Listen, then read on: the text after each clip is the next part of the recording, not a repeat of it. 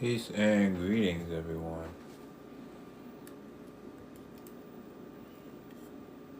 And greetings, everyone.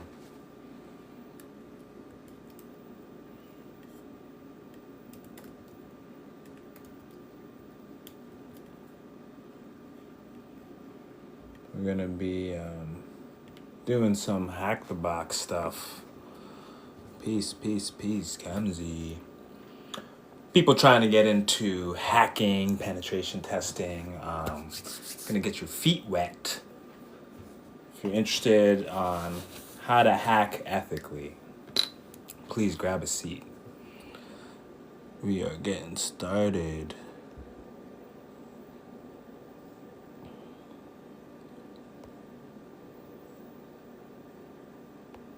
Let me get some music in there.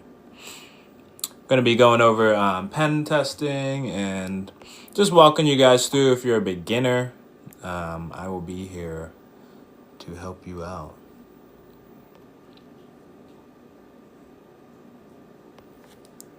So let's do this.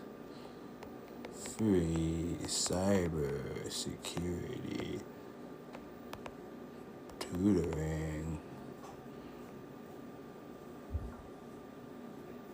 Where should this go? Oh, that's in the way.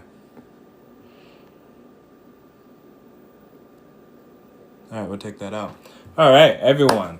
Thank you for coming through. People will be jumping in when they jump in. But I am Cypher from Little Hacker. Please check out my channel. I make tons of hacker hardware, a lot of jammers, hacking stuff for cheap. But today, we're going to have a nice little lecture and go over just a little bit of pen testing. We're using HackTheBox today, and if we got time, we'll also do a box as well. Show you guys just a little bit of ethical hacking, and if you're interested, you could obviously check out HackTheBox later. So penetration testing is very interesting and very important for cybersecurity. It's an integral part of really every company. That's kind of the tools that I make. I make tools that test security systems. It's a branch of penetration testing. There's a lot of different ways that you could pen test a company, pen test your own network.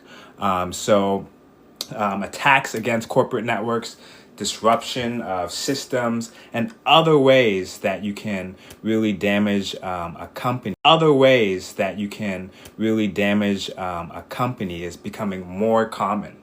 So it's very important for companies to have methodologies, different other companies that can really go through your systems through a various array of attacks. So when we're talking about pen testing, that's the red team.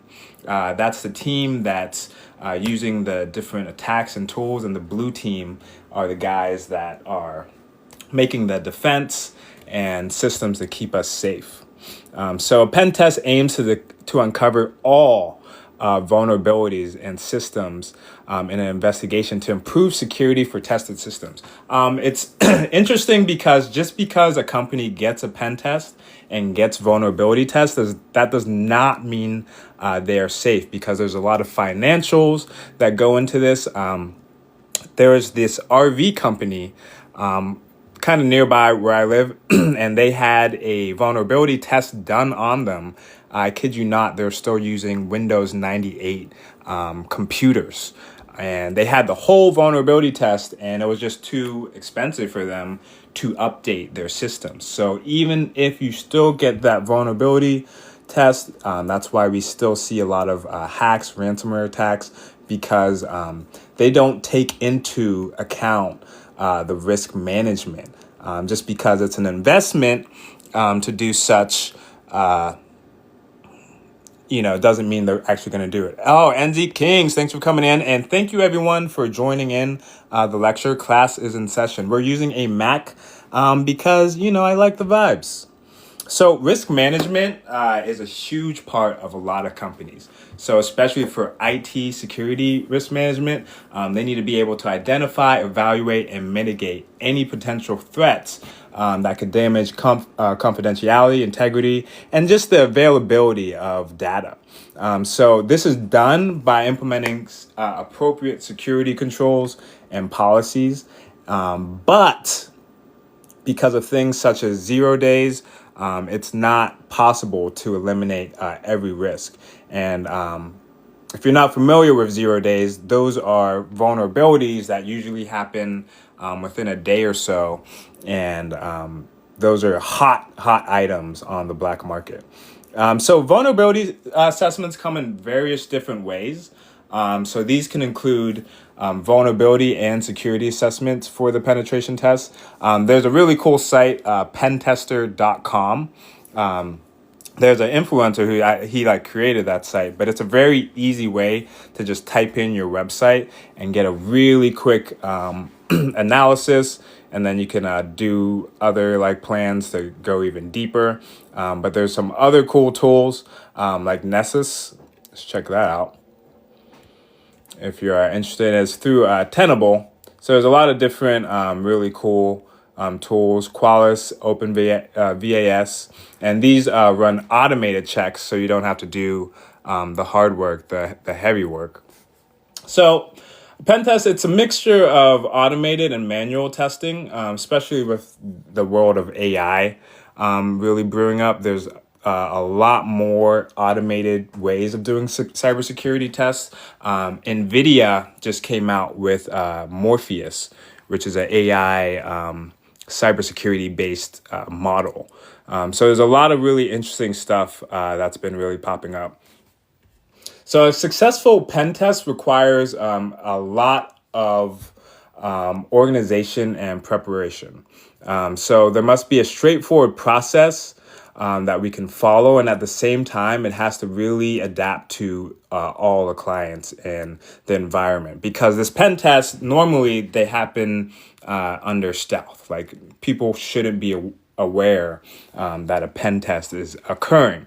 So that pen test, you have to be careful to not have it affect the clients, have them disrupt their workflows, and really be considerate about that. And like I said, employees are not informed. That's kind of the whole point, because then you're really testing a real world situation. And once again, a lot of the tools that I have, that's a reason why I make them really small, and you can kind of conceal them in certain ways, because that's how Red Team and stuff operate. Like, things have to really be concealed and make sure no one is aware. So there's a few different testing methods. There's the external and then the internal penetration test. So the external perspective is anonymous. So most customers want to ensure that they are protected. The external perspective is anonymous. So most customers want to ensure that they are protected as possible against attacks on their external network perimeter. So we can perform testing from our own host, hopefully using a VPN, so our ISP doesn't block us. So some clients don't care about stealth, while others request that you try and be as quiet as possible, especially because maybe other colleagues or employees might not even be aware such things might be going on, and you might step on some confidentiality stuff. And then we have internal tests, which happen within corporate networks. So this is usually done after successfully penetrating through the network via externally. So there's a few different various ways, because you want to simulate, let's say there's a colleague or an employee that's doing an internal attack. It would be a little bit different than trying to get escalation externally. So there's 3 types of pen testing when we're talking about the different types of boxes, no matter what type of pen test is happening. So there's the black box, and that's very minimal information provided. And the cool thing is, a lot of these different test boxes on HackTheBox, they'll be labeled under these. So the black boxes are, usually a little bit more difficult because only like the IP addresses or the domains are provided. So on your own terms, you have to go and do your own recon. So the gray box is a little bit more extended with the information. So in this case, there's some extra additional information like URLs, host names, subnets, and the like. And then white box is maximum. So everything is disclosed to you, and it's a little bit easier because it gives you an internal view of the entire structure and really helps you prepare all the necessary information. So a few other terms to know that you're going to be familiar with: red teaming. So this may include physical testing and social engineering, among other things, and it can be combined with a few of the other different types. And then purple teaming is a little bit of both. So you're working on attacking, but also defending. So there's a few different types of environments that can be pen tested, and this is where you really got to spread out your knowledge of certain things, because you could be looking at the networks, web apps, so you might need to know like HTML, JavaScript, CSS, some SQL injection type things. If you're going into mobile, then you would need to know Android code or even React Native. So that allows you to develop in Android or iOS. Or if you're doing iOS pen testing, then you're going to need to know Swift, APIs. There's a gazillion APIs vulnerabilities. IoT, so that's involving these microcontrollers. So that's a lot of the stuff I involve myself with. So there's a gazillion IoT vulnerabilities, and that's pretty much, if you want to look at my GitHub, we're working with IoT attacks. So there's host attacks, server attacks like data, and then cloud. I mean, there's a gazillion types of cloud vulnerabilities.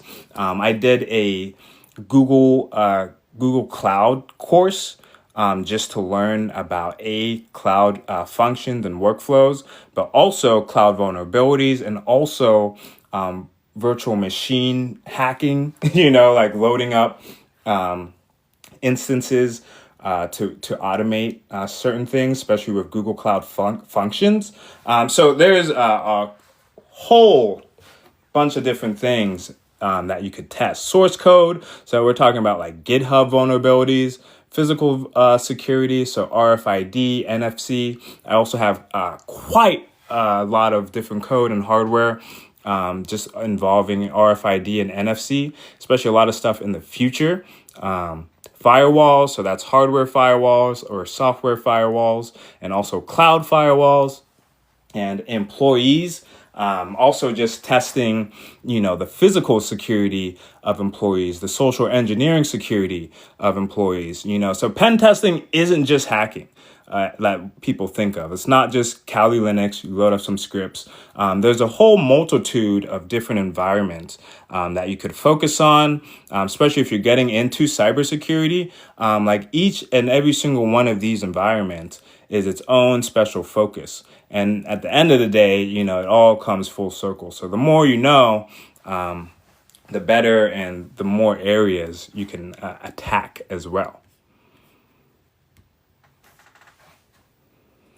So how's everyone feeling? Where's everyone at with cybersecurity, hacking, tech? Let me know in the chat. Definitely. Thank you guys too for coming along to do some night school. So I'm just going to quickly go over the ethical and laws and regulations for pen testing, especially because I do have a lot of open source projects. Yes, Tiff, thank you. I'm big on Try Hack Me. That's awesome, man. That's really awesome. Yeah, Try Hack Me is really great too. TK, working on my K, working on my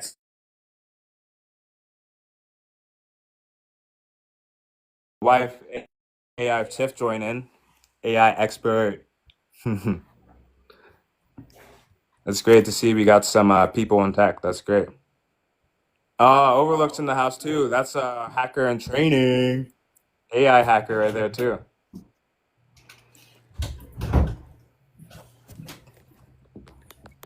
Okay, so Buck, still new to cybersecurity, new to your live. I would love to learn from you guys. Awesome. Yeah, stick around. Especially check out my channel. I got a lot of cool stuff, and also the link in my bio. I have other resources. My YouTube has full content or long form content on how to make a lot of this stuff.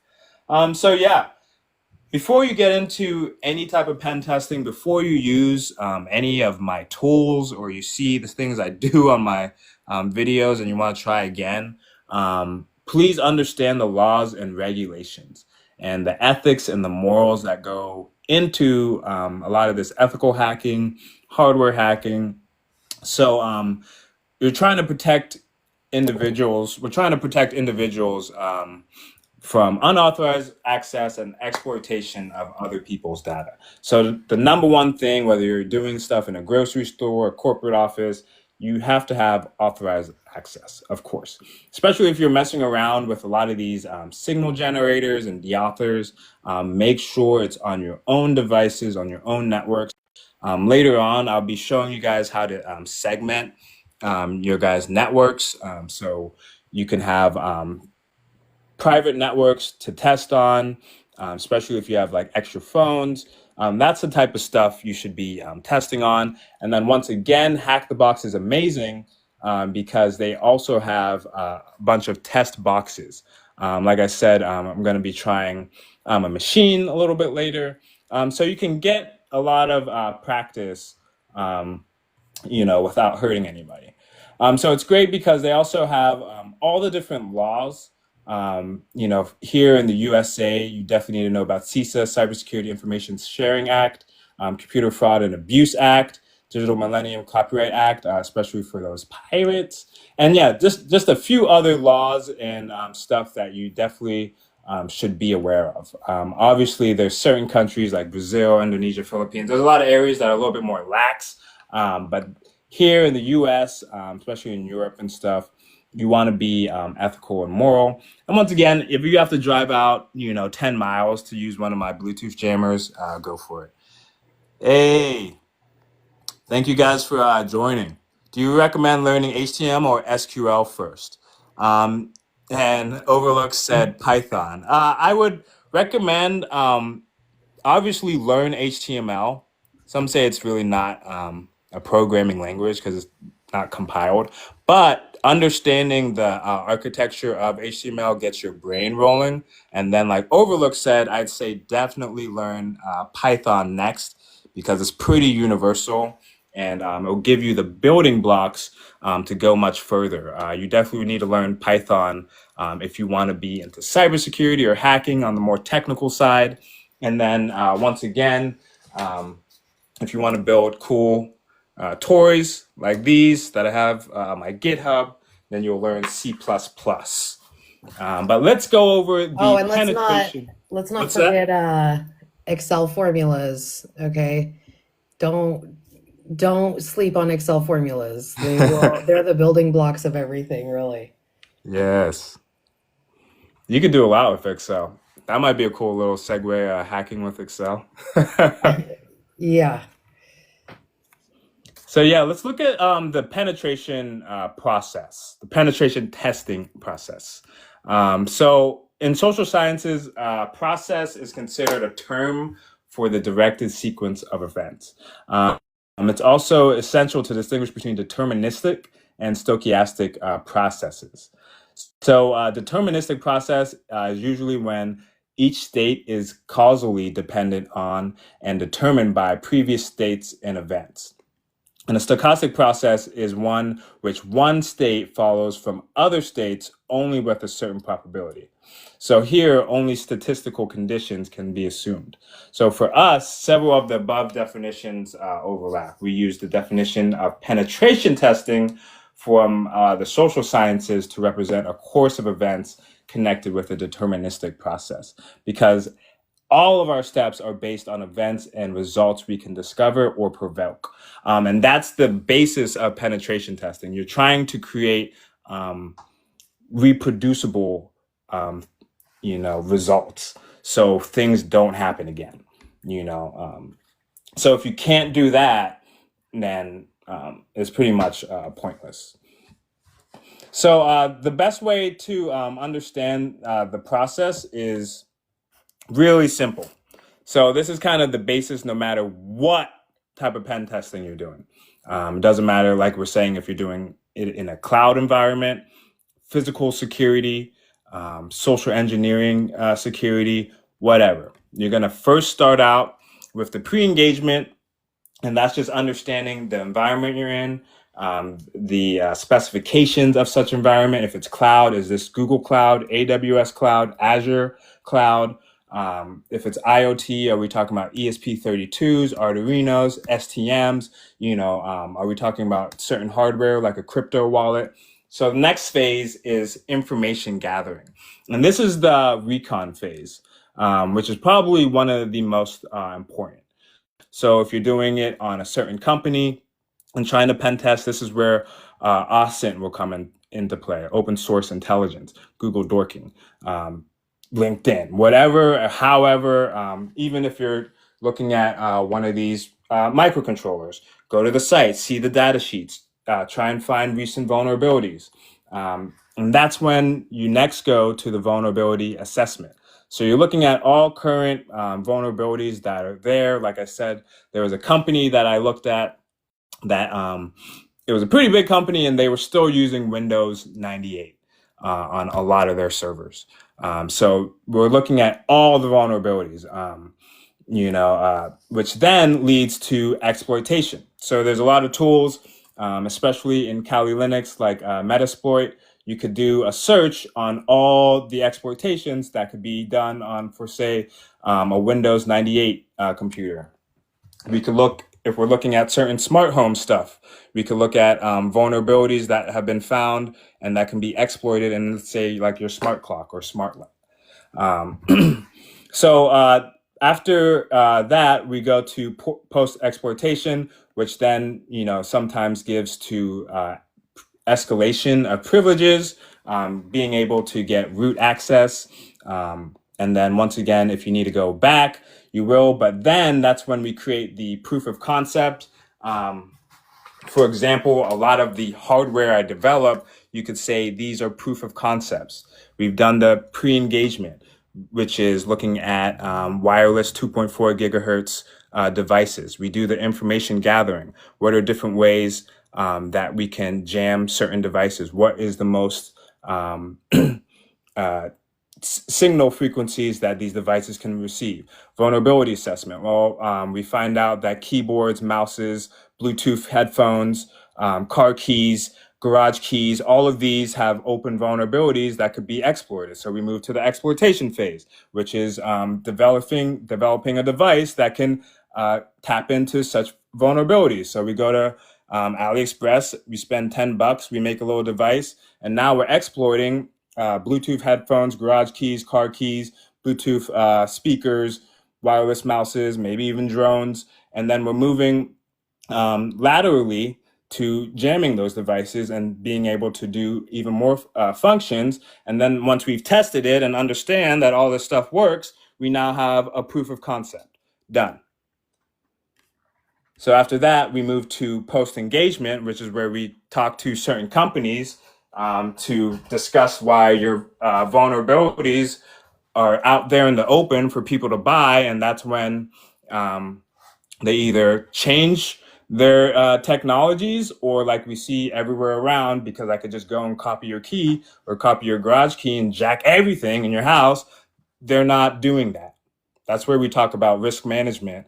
These companies, your life, your security is all in the hand of these financial tech bros who don't give a shit about making things better. Yes, find the hole before the bad guy does. I hope all of that made sense.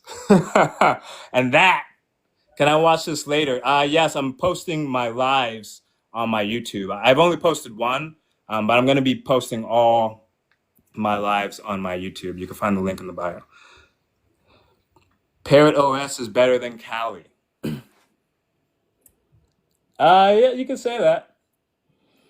So yes, that's just a real world application of how I do my penetration process through the general process. You start with the pre-engagement, understand what we're dealing with, what's the target, what's the environment, get the info, um, find the weak spots, exploit them, see what we could do after exploitation, lateral movement, if there's anything extra that needs to be done, wrap it up, put it in a paper, document it, and then post engagement, give it to the individuals that need to hear about it, and they can do what they need to do.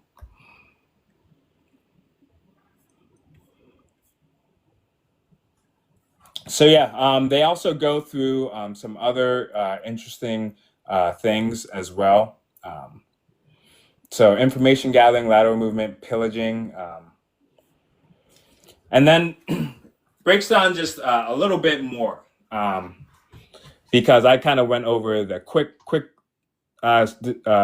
spiel, but definitely you're going to have an NDA, a non-disclosure agreement, and these are the things that you go over with whoever you're getting authorization from. If you are, you have to understand their goals. Are they trying to stop ransomware? Are they trying to stop phishing, smishing, social engineering attacks, credit card skimming that's recently been happening? What are their goals? Which then leads to the time estimation to run such an attack. Some attacks might take a little bit longer than others. Some systems might be very difficult already to penetrate.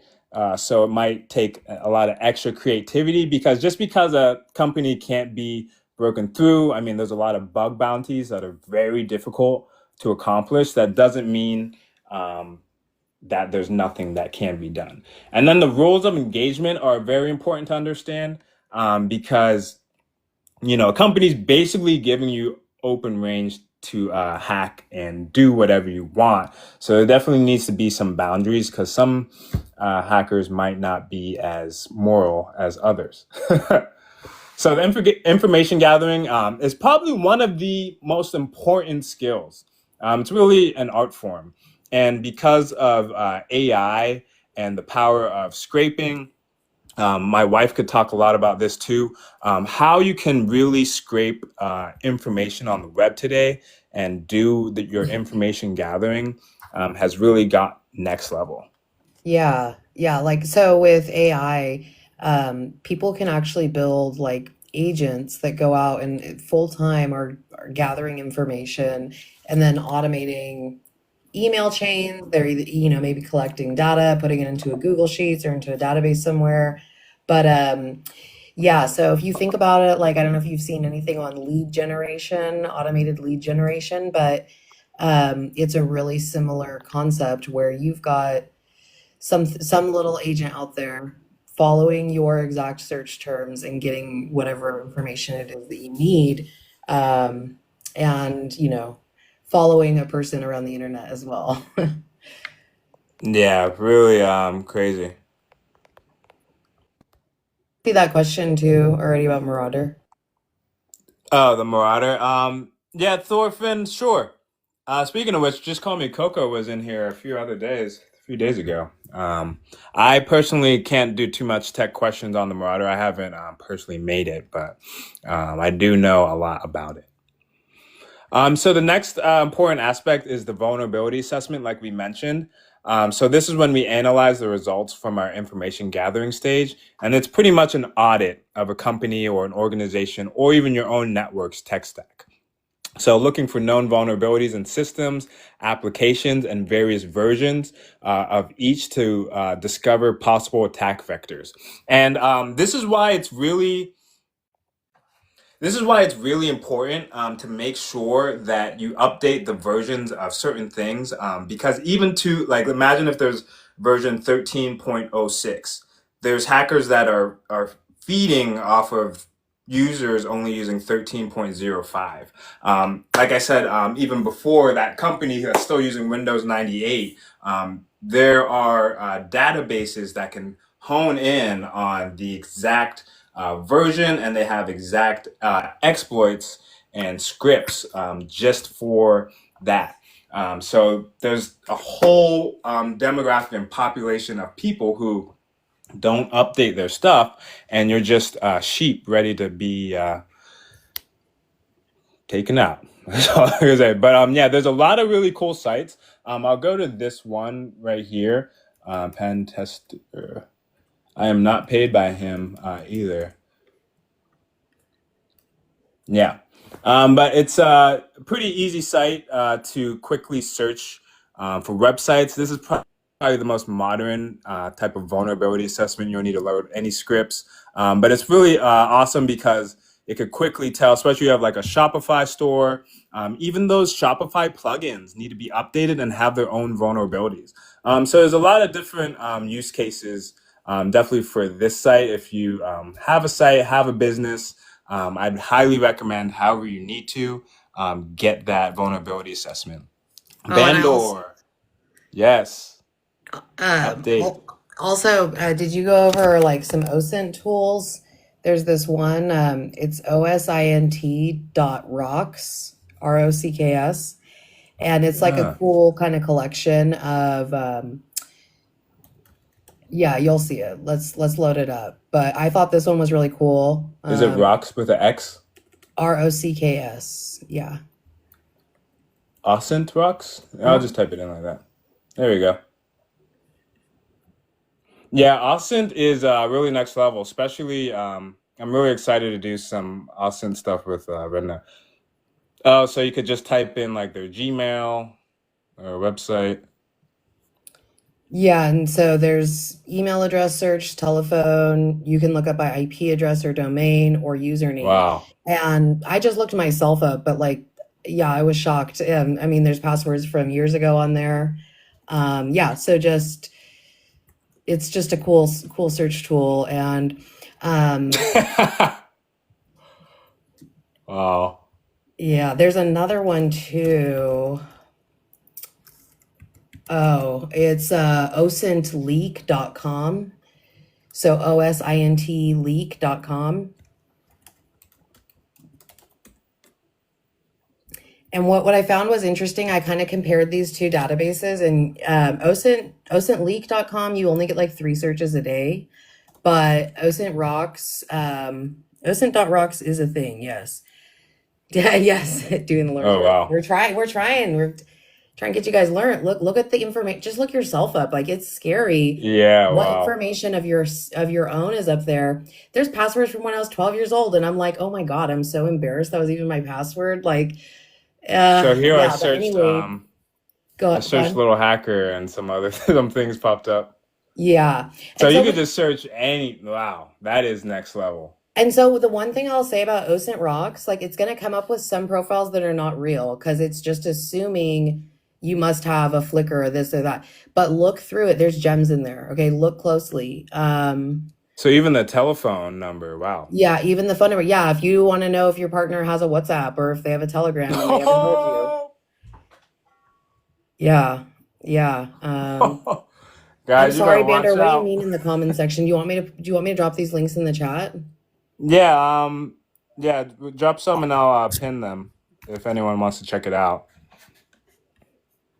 Yeah, but definitely check these links out because like we're saying, we're going over just the vulnerability assessment and also the information gathering, and Austin is really where you start, and it could be where you end. You might not even really need to do much with proper Austin. Yeah, so thank you, Tiff, for some really great resources. Yeah, no worries. And I don't think they will look good on mobile, by the way. I would definitely try them on your Yeah, computer. Um, but the OSINT leak, maybe, but yeah. And these sites are a little glitchy, guys, so you might need to try two or three times to get it to work or something if you're using Chrome. I don't know, Chrome is kind of weird, but trust me, yes, you work in cyber and this is solid. Okay, awesome. great. I love it. Yeah, thanks for I coming love through, it. Gray. All right, I'm gonna mute myself again. Yeah, great comments, great questions. Thank you, guys. So we move after the vulnerability assessment and really get a great evaluation of all potential vulnerabilities. This is kind of where the fun part starts, where we go into the exploitation stage and we use the results to test our attacks. So going through like on the pentester.com or different Kali Linux vulnerability assessments, then we can attach to certain vulnerabilities. Moving then to the post exploitation, which is at this point of the test, we've already exploited the machine to assure that it will have access to it even if modifications and changes are made. So during this phase, we may try to escalate our privileges, trying to get that root access, which is really the highest possible rights, and trying to find sensitive data and other stuff that the clients might be concerned of. So we usually do this to demonstrate the impact of what can happen. Like we said, there's a whole plethora of different proof of concepts that you can have, whether it's scripts or hardware or just a certain process of how you do something. And the proof of concept is important because you need to show that it could be reproduced. It wasn't just a fluke that you got root access. It wasn't a fluke that you managed to DOS or crash the servers. So another aspect of this process is the lateral movement. So that describes being able to move internally through different areas and keep gaining higher access. And through a lot of these boxes, like I mentioned earlier, that HackTheBox has, they really teach you and break down the way to really gain access in different ways that you could hop from really like one host to the other. It gets really interesting, and that's where things also get a little bit more complex. So from there, we can pillage sensitive data from the database and find other credentials to further access deeper into the network. And there's a lot of different ways of gaining root access. I don't have the actual device, but using even a microcontroller like this creates a bad USB. And there has been scripts where you could just plug in a $3 microcontroller and not only gain root access, but get data. And you can also, because this microcontroller has a Wi-Fi chip on it, you could do really cool things like take someone's data and put it on pastebin and export it. Like you could really do a lot just from like the command line or getting a little bit of access. So that leads to the final step, or one of the final steps, which is the proof of concept, like I said. And this is where we just document all the steps. Documentation is super important to achieve network compromisation or some level of access. So our goal is to really paint a picture of how we chain together all these vulnerabilities, all these weaknesses to reach our goal, and how each vulnerability fits in and helps prioritize the remediation efforts. So if we don't do any documentation, it pretty much was all for none.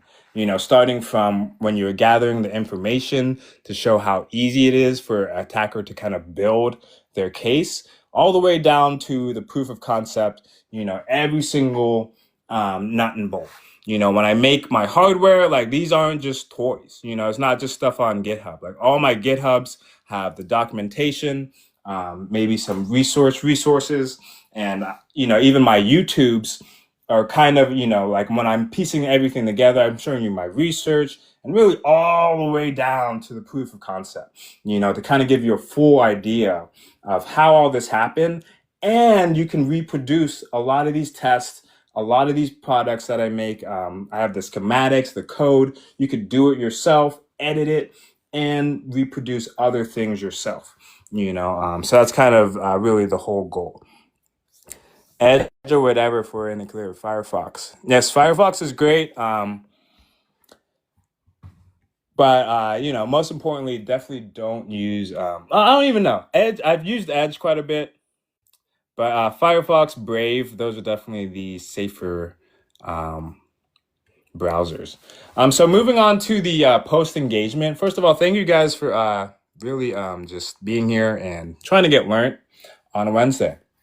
So moving to the post engagement. This is where the detailed documentation is prepared and everyone kind of digests. The management, the administrators try and understand the severity of the vulnerabilities found. And at this stage, this is where, most importantly, when you're doing ethical hacking, is to clean up all the traces of our actions on the hosts and the servers. And we create deliverables to the client to make sure they understand the next actions that could be taken. But once again, none of this means anything if the administration isn't ready to invest in the changes. That's where the pen testing, really there's a lot of marketing in there because they have to, you have to really get them to believe why they need to do these changes to improve their security. Just because you're in some podunk town, just because you're, you know, uh, uh, middle school or some elementary school, um, you don't have to, you shouldn't think like, oh, we're never going to be hacked. You have to really get these people to understand because some of the biggest or bigger ransomware stuff has happened in the education sector. Those are probably some of the most vulnerable institutions, also because of the funding that is lacking for a lot of these schools. So it just goes through a really nice summary. And this is where it's really interesting because the cybersecurity field is just so vast when we're talking about penetration testing. But really understanding each individual stage, especially the information gathering stage. If you missed out, we were checking out Rocks, just one of the plethora of information gathering tools. But from there, you really get a good grasp, especially doing certain vulnerability assessments like the pentester.com or whatever you want to use. These are very important stages that then makes the exploitation even more valuable.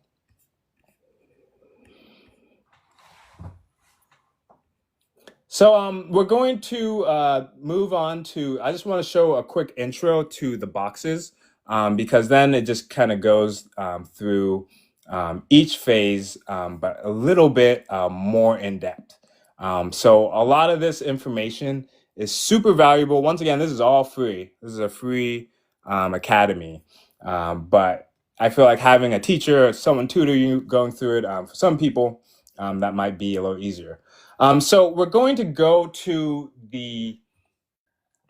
I call it the dojo of Hack the Box.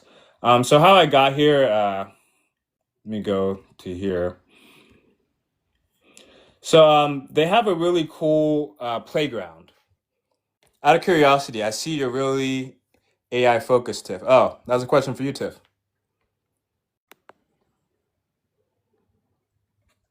Thank you.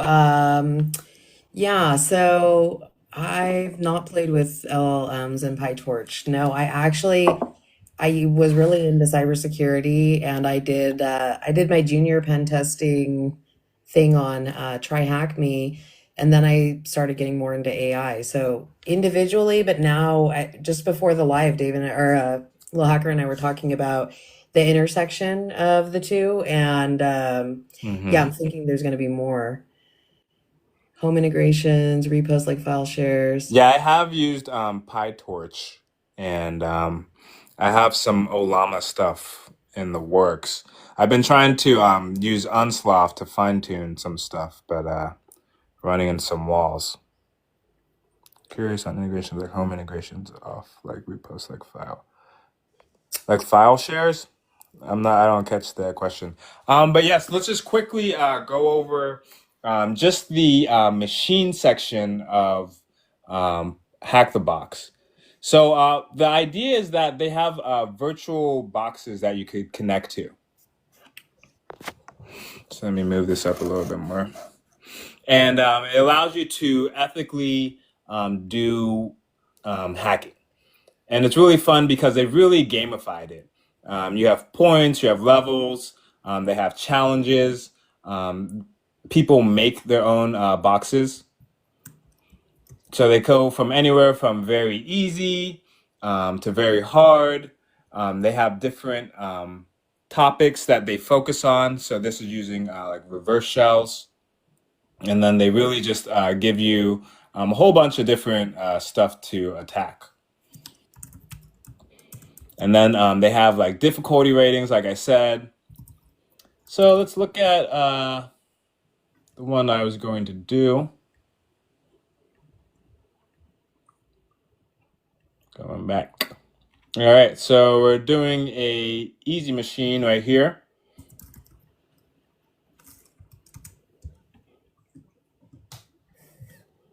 Okay, so I join the machine. Let me make sure I'm on my thing.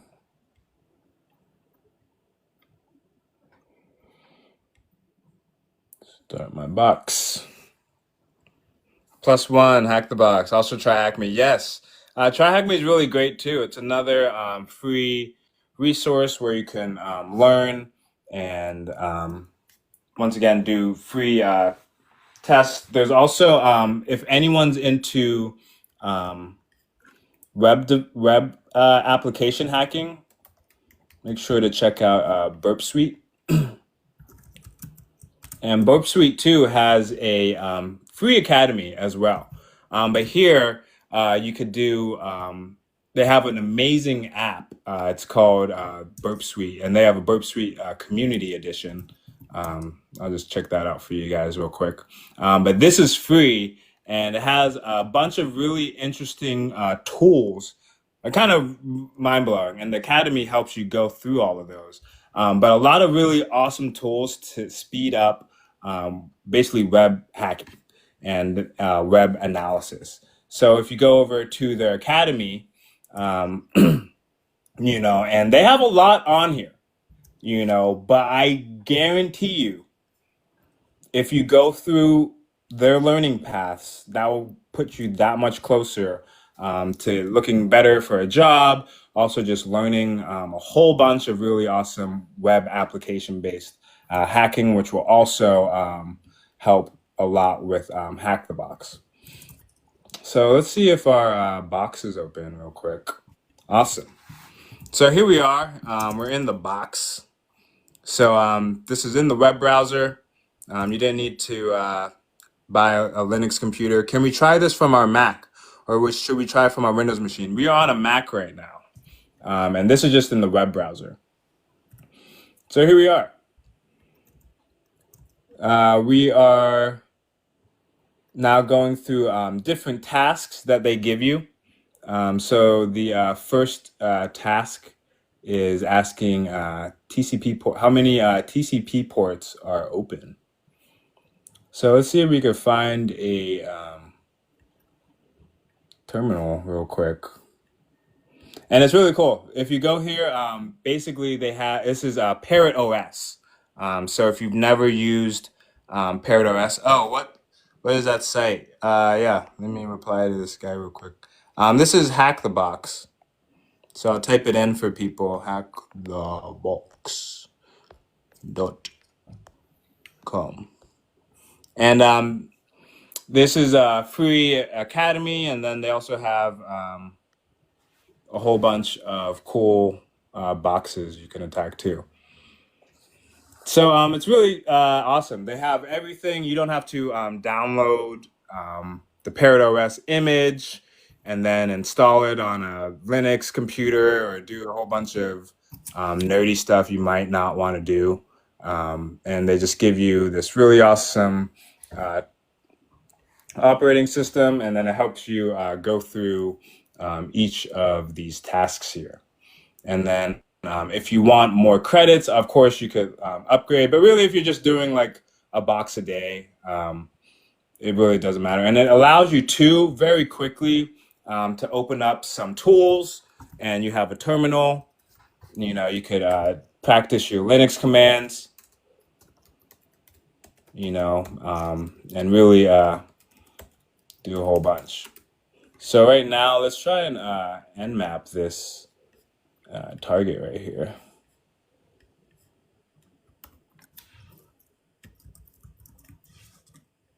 All right, what's the address? 10.10.10.25. Oops. 245. Oops, totally did that address wrong.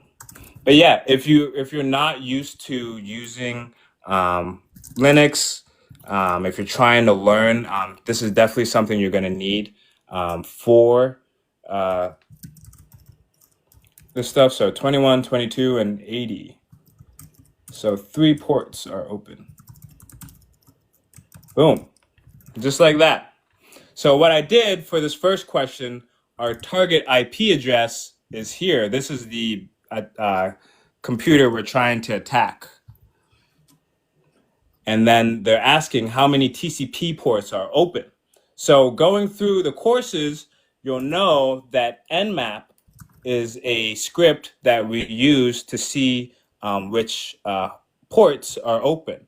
And understanding what different ports are, each port has a different service, such as FTP, File Transfer Protocol, SSH for secure connection, HTTP, Hypertext Transfer Protocol.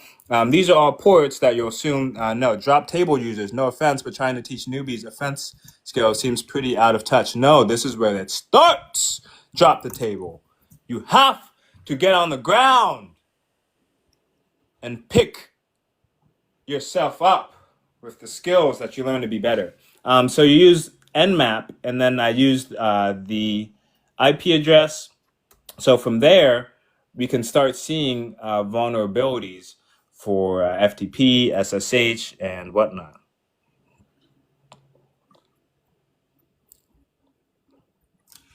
Yeah, but you could use either.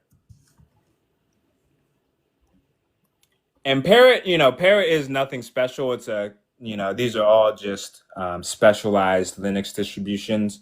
Really, you don't need Kali Linux or Parrot. You could literally just install Debian and just install the tools that you need. If you need Aircrack, if you need Nmap, if you need whatever, um, you could do all of that. So then it basically just takes you through different tasks, and you get points, you get rewards. So it really incentivizes you to really start learning, and it's really cool because as well they have these walkthroughs. So if you have any trouble, you could go and watch the video, and they show you just different other walkthroughs that users submitted as well, and people can rate them also. So not only is the box just not just it's not just like some task that you have to do, and if you can't do it, you're screwed. They really try and give you a lot of information. So like about CAP. CAP is an easy difficulty Linux machine running HTTP server that performs administrative functions, including performing network captures. So they tell you some other things that might be helpful. Improper controls result in insecure direct object reference, giving access to another user's capture. And they just try and give you some tips and tricks, and some other vulnerabilities, if you want some clues. And then they show, you know, even if it's a super hard box, you could see who's completed it recently, to the minute. And that's also kind of motivating for me, because there's definitely a lot of hard ones. Drop the table. I'm a DevSecOps manager at Google. This is too high level for some of my social engineering. Hey, you should message me. I'll do some training for you guys, and I'll make it easier for the software engineers. But I'm glad you're in here. We got Google in the house. Wow. But yeah, really, really, really awesome. And that's, even if this is high level, I understand, but I think the first step, I know, like, even this, I could do a whole hour on just pre-engagement, just getting exposed to this, putting the sponge in the water, just letting it suck it all up, doesn't know how it's going to use it, but this is the first step. And then, like I said, because there's a lot of different environments that the penetration testing can be done, really allows the user to kind of decide where they want to go. So yeah. So thank you guys for coming through. Normally, we're doing like the hardware stuff.